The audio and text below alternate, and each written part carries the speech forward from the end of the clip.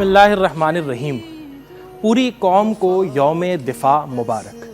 آج دن ہے تجدید عہد وفا کا، آج دن ہے ان شہیدوں کو خراج عقیدت پیش کرنے کا جنہوں نے اس وطن کے دفاع کی خاطر اپنی جوانیاں قربان کر دی۔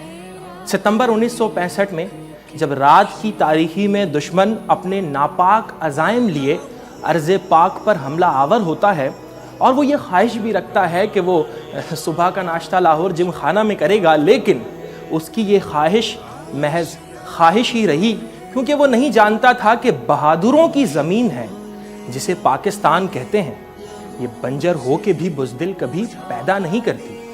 ستمبر 1965 کی جنگ میں جنگی ساز و سامان کی کمی کے باوجود ہمارے شیر دل جوان اسلحہ کی کمی کے باوجود اپنے جسموں سے بم باندھے، ہونٹوں پہ نعرہ تکبیر اور دل میں شہادت کی تمنا و آرزو لیے دشمن کے ٹینکوں کے آگے بچھتے چلے گئے، اور سیالکوٹ کے قریب چوینڈا کا محاذ بھارتی ٹینکوں کا قبرستان بنا کر یہ ثابت کر دیا کہ جس دھج سے کوئی مقتل میں گیا وہ شان سلامت رہتی ہے۔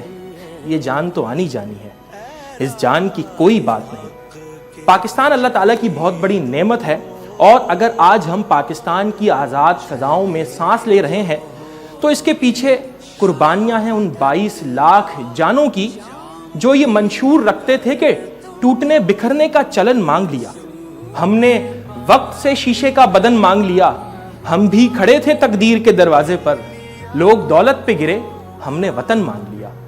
آج ضرورت اس امر کی ہے کہ پاکستان کی موجودہ نسل میں جذبہ حب الوطنی کو اس طرح سے بیدار کیا جائے کہ وہ دفاع وطن کو اپنا اہم فریضہ سمجھے۔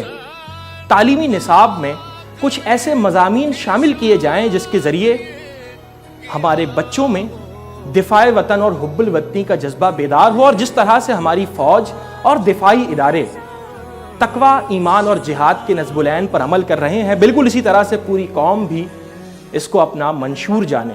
اور ہمارا تعلق تو اس دھرتی سے ہے کہ جس کی مائیں اپنے بچوں کو میدان کارزار میں بھیجنا فخر سمجھتی ہیں کہ عجیب ماں ہے میرے قبیلے کی، اپنے بیٹے سے کہہ رہی ہے قسم اٹھاؤ وطن کی مٹی نے خون مانگا تو خون دو گے۔ اور آخر میں میرا پیغام ان دشمنوں کے نام جو کبھی میری وطن کو میری نگاہ سے دیکھتے ہیں، کبھی اس پر کاری ضرب لگانے کی کوشش کرتے ہیں کہ کیا آپ بھول گئے 1965 کو؟ کیا آپ بھول گئے 27 فروری 2019 کو؟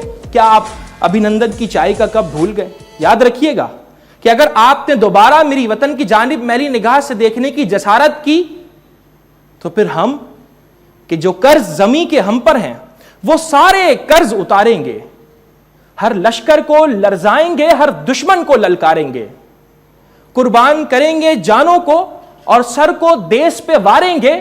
اب تیسرا راستہ کوئی نہیں، مر جائیں گے یا ماریں گے، اب تیسرا راستہ کوئی نہیں، مر جائیں گے یا ماریں گے۔ پاکستان زندہ باد۔ چلا، بہت زبردست، ایکسلنٹ، بہت بہت شکریہ۔